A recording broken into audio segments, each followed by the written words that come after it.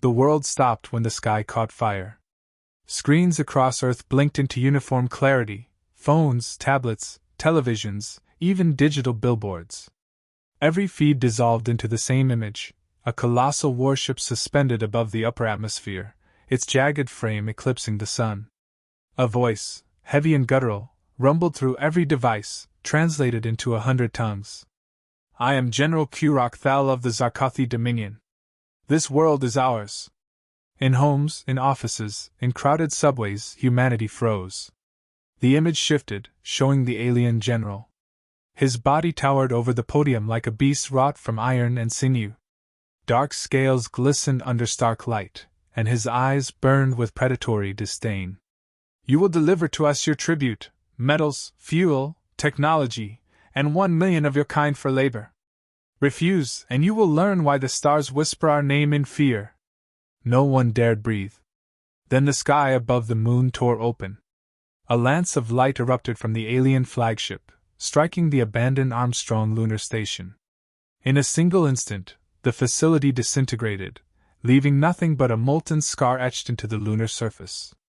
The feed lingered on the devastation before Kurok returned. "You have 7 of your days. Comply or burn." The screens went black. Inside the Pentagon's war room, silence weighed heavier than stone. Monitors replayed the alien broadcast, analysts muttering as they traced impact patterns on the moon. Generals whispered to one another in clipped tones, every word a tremor of disbelief. The steel doors opened, and Colonel Jonathan Rains entered without ceremony. He wore no medals, no bright insignia, only a dark uniform cut for function. His presence changed the air instantly. Conversations cut off mid-sentence. The man was a myth, whispered about even in the halls of power. The American Boogeyman, they called him. To some, a monster. To others, a necessary evil. General Wallace, head of Strategic Command, cleared his throat. "Colonel Rains, you've seen the transmission?" Rains took a seat, his voice calm, almost cold. "I've seen enough. We're looking at extinction if we resist," another general said. "Their fleet makes our combined navies look like fishing boats." The UN representative leaned forward. "There is no shame in survival. We pay tribute, buy time, and preserve our people. Once we grow stronger, then." Rains cut him off with a flat stare. "You think slavery is survival? Once you kneel, you never stand again. Tribute once means tribute forever." The war room stirred. Arguments flared: survival versus defiance, surrender versus pride. Rains waited, his hands folded, his silence louder than their shouting. Finally, Wallace slammed his fist on the table. "Enough. Colonel, what do you propose?" Rains' eyes flicked to the display of the Zarkothi fleet orbiting above. "We prepare. Quietly. 7 days is more time than we need." Across the planet, panic unfolded like wildfire. Stock markets plunged. Families crowded into churches and mosques. Streets filled with protesters chanting surrender, while others demanded war. News channels replayed the lunar strike until even children knew the image by heart: a station, obliterated like an anthill beneath a boot. In a quiet corner of Arlington, Rains stepped into an underground facility known only as Raven's Nest. Engineers and specialists scrambled under the glare of floodlights, constructing sleek drones and assembling towering launch tubes. "Project Revenant," said Dr. Hayes, the lead engineer, as she guided him through the cavernous chamber. "Experimental tech, untested in combat. But if you're right about what's coming—" "I'm right," Rains interrupted. "And untested is better than unused." She hesitated. "Colonel, the numbers—" "We don't win with numbers," Rains said. "We win with fear." Back in orbit, General Kurok sat within the command chamber of his flagship Carthuan. He sneered as reports of human chaos scrolled across holographic displays. "Predictable," he muttered, his voice echoing in the alien tongue. "They panic. They beg. They will break." An aide, smaller and nervous, bowed low. "Some resist, my general. Their networks buzz with talk of war." Kurok's laughter shook the chamber. "Monkeys rattling sticks. When the day ends, they will crawl to us. And if they don't? He gestured toward the moon's scar. The lesson repeats. On Earth, another meeting raged. The UN Security Council assembled in emergency session, faces pale under harsh lights. The French delegate demanded tribute. The Russian envoy muttered about survival. The American ambassador remained silent until pressed. What does your government say? One delegate snapped. The ambassador's lips tightened. We defer to Colonel Rains. Murmurs filled the chamber. The boogeyman? A soldier, not a diplomat. Yet when Rains appeared on the screen, his presence cut through the chaos. I don't bargain with slavers, he said simply. You shouldn't either. You speak of pride, but pride will kill billions. The delegate from India replied sharply. Rains' gaze didn't waver. And surrender will kill us slower. Choose your grave. The chamber fell silent. That night, Rains stood alone on the balcony of his quarters. Washington lay quiet beneath him, lights flickering against the dark. He lit a cigar, the smoke curling into the air. For a brief moment, he let the mask slip. His thoughts drifted to his daughter, 16, restless, living under protection in a secure zone. He imagined her eyes, stubborn and bright, asking him why monsters always come. He exhaled, jaw tightening. Monsters came because someone let them. He would not. Day 2. Alien ships cut across the Pacific, skimming the atmosphere in a show of force. Fighter jets scrambled but were ordered to hold fire. The Zarkothi let their presence linger, reminding humanity of the ticking clock. Inside Raven's nest, Rains met with his team. We've got 6 days, he said. Every hour counts. No one sleeps until Revenant is operational. One of the younger officers, voice tight with fear, asked. Sir, what if they're too strong? Rains fixed him with a stare like steel. Then we make them bleed anyway. By day 3, the myth had already begun to spread. Online forums whispered about the ghost. Alien broadcasts were hacked, playing static-laced messages in alien script. We see you. We are coming. Panic turned into defiance. People began to march, not begging for surrender but demanding resistance. Children painted murals of soldiers standing against shadows. And through it all, Rains kept moving in silence, the weight of the world on his shoulders. On the 7th day, the war room gathered once more. All eyes turned to the clock, 0 hour. The sky outside flickered as the Zarkothi flagship broadcast its signal again. General Kurok's voice rolled through the air like thunder. Time is over. Will you pay? Every leader looked to Rains. He stood without hesitation, his words carved like stone. No. The alien general's eyes narrowed. Then you will burn. Rains didn't blink. Try. The transmission cut. Above Earth, the Dominion fleet shifted into formation. Engines roared across the void. War had come. The first 3 days after refusal passed in a haze of preparation. Factories shifted from civilian goods to war production. Cargo planes ferried steel and composites to hidden assembly yards. Satellites reoriented to track alien formations in orbit. In every city, families packed into shelters while broadcasts urged calm. The world felt suspended, waiting for the axe to fall. Colonel Jonathan Rains moved like a shadow through the storm. Inside Raven's nest, the underground facility pulsed with activity. Engineers worked without rest, assembling drones and kinetic strike rods beneath cavernous ceilings. Sparks flew as welders sealed armored shells. The constant hum of machines blended with the urgency in the air. Dr. Hayes intercepted him near a row of drones, her eyes ringed with fatigue. Colonel, we're pushing beyond safe tolerances. Systems are unstable. They don't need to be safe, Rains said. They need to kill. She hesitated, searching his face. And if they fail? Then we adapt. Failure isn't new to us. What matters is what happens after. Her hands tightened on the clipboard, but she said nothing more. Above the Pacific, Day 4. A squadron of alien raiders descended through the atmosphere, their hulls glowing from re-entry heat. They cut across the ocean like blades, skimming low to test Earth's defenses. Sirens blared across Hawaii as the ships broke formation. From the cliffs of Oahu, missile crews waited. Orders were clear: hold fire until authorization. But authorization never came. The Pentagon wanted proof of alien intent, not escalation.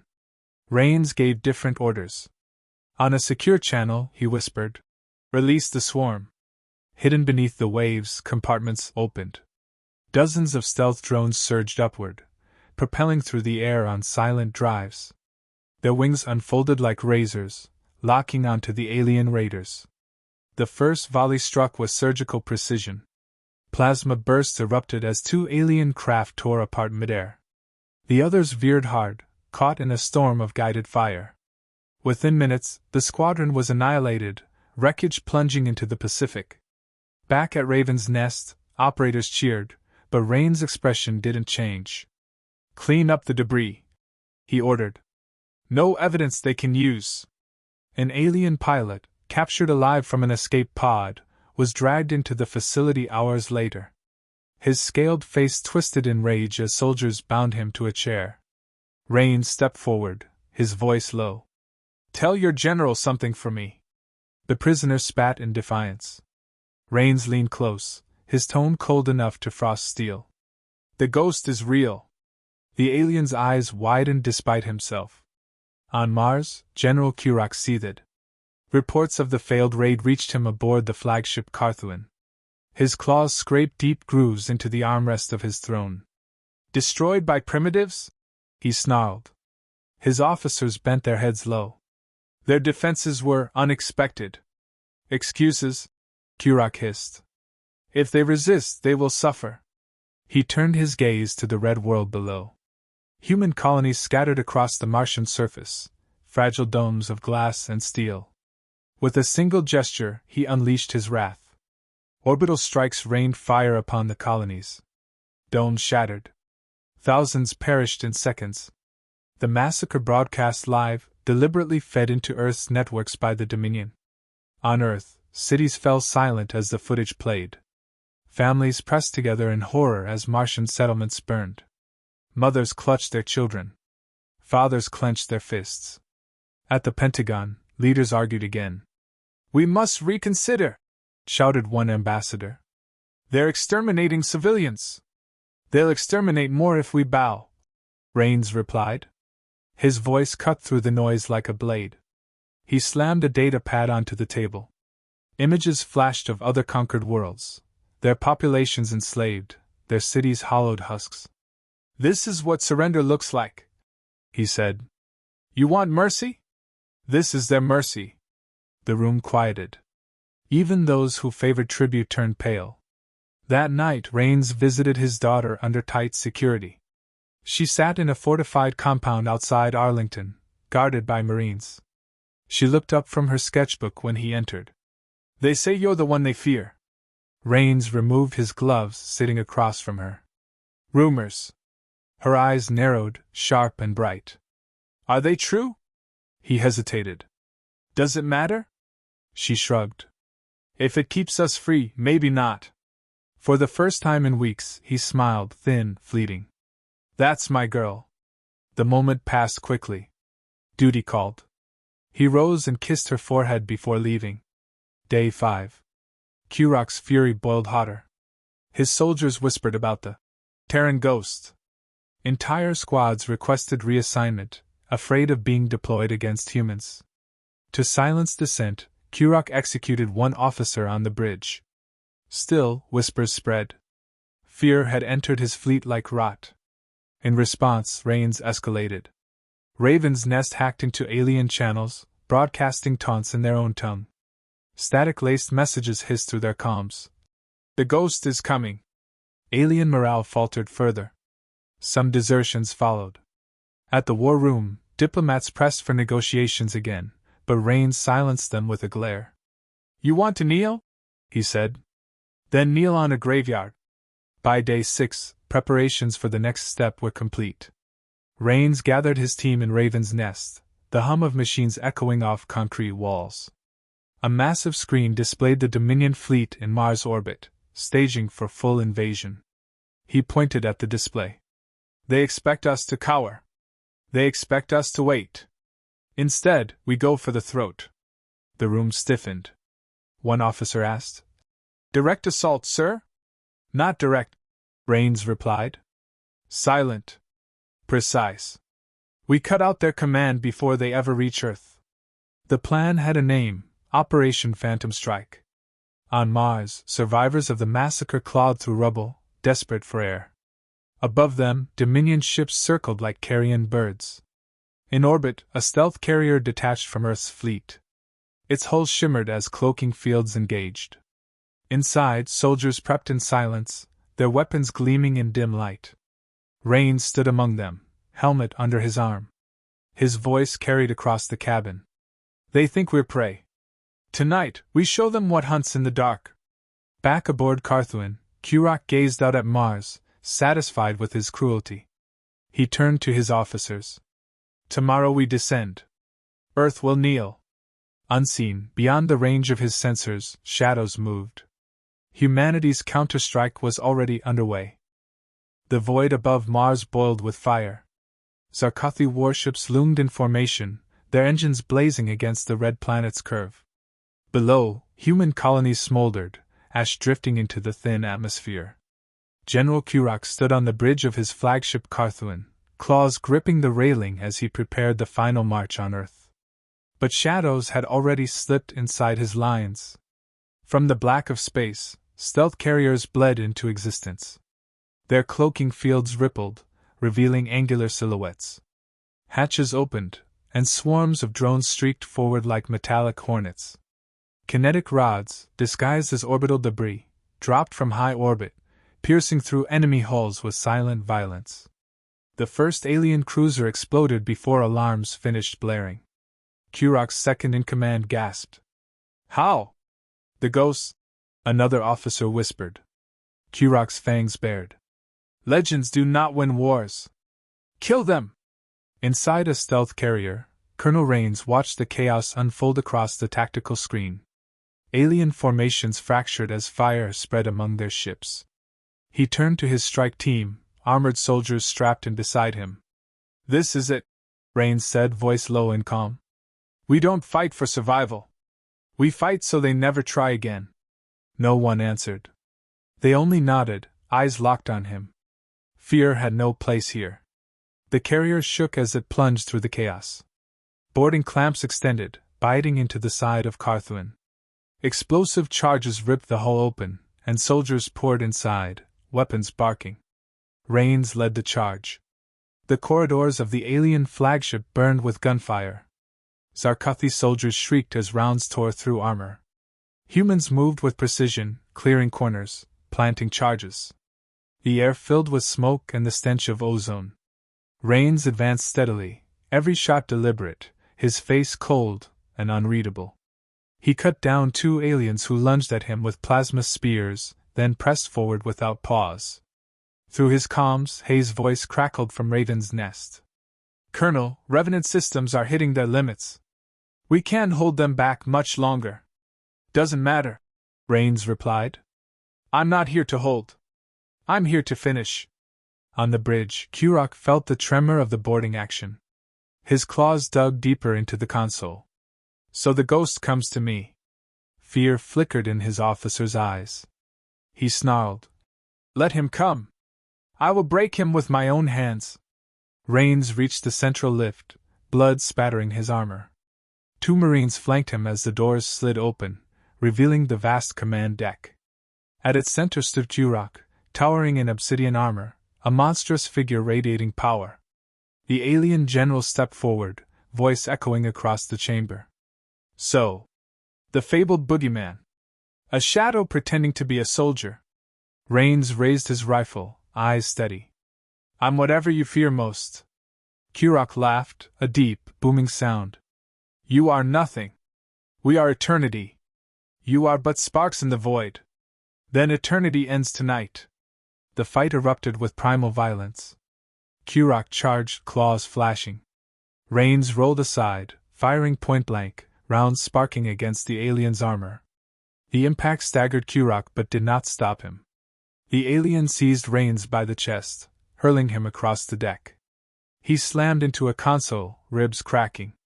Pain shot through his body, but he forced himself upright. He drew a combat knife, the blade gleaming. Kurok sneered. A toy knife against me? Rains didn't answer. He lunged, the blade carving across the alien's arm. Black blood spattered the floor. The general roared, slamming his fist into the deck hard enough to crack steel. The room shook as soldiers outside the bridge pressed against sealed doors, unable to enter.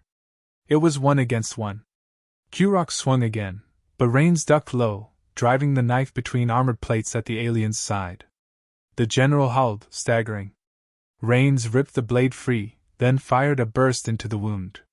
Sparks and gore exploded together. Kurok collapsed to one knee, snarling through bared fangs. Even if you kill me, more will come. The galaxy will bury you. Rains pressed the barrel of his rifle against the alien's skull. His voice was quiet, absolute. You asked for the Boogeyman. Now you've met him. He pulled the trigger.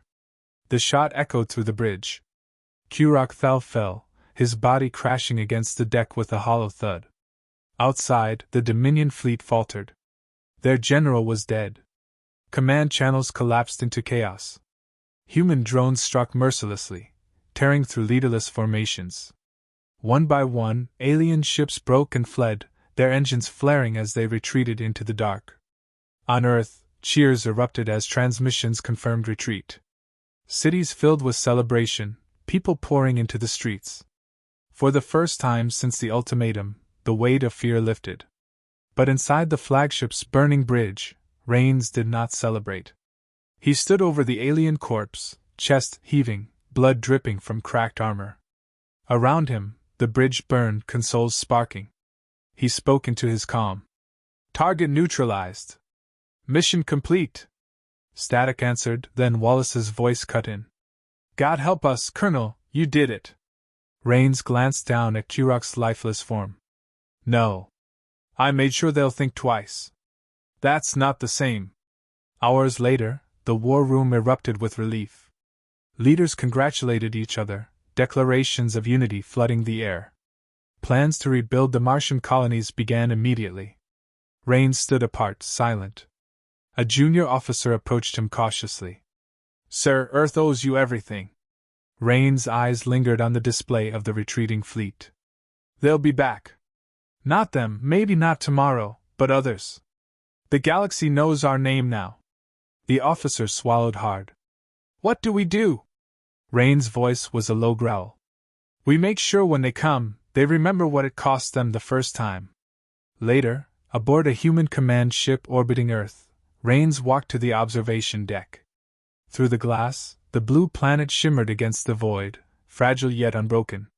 His reflection stared back at him, scarred, hardened, a man feared even by his own. Behind him, the doors slid open. Dr. Hayes stepped forward, carrying a data pad.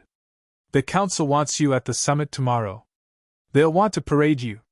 Rains didn't turn. Let them parade. I'm not the hero they think I am. She hesitated. Then what are you? He exhaled slowly, watching Earth spin beneath him. I'm the monster they needed.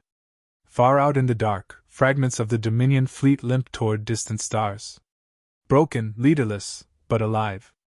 In their holds, soldiers whispered of the human ghost, the shadow that killed their general. A legend had been born, and it would spread faster than any fleet. The Boogeyman was real. And the galaxy would never forget it.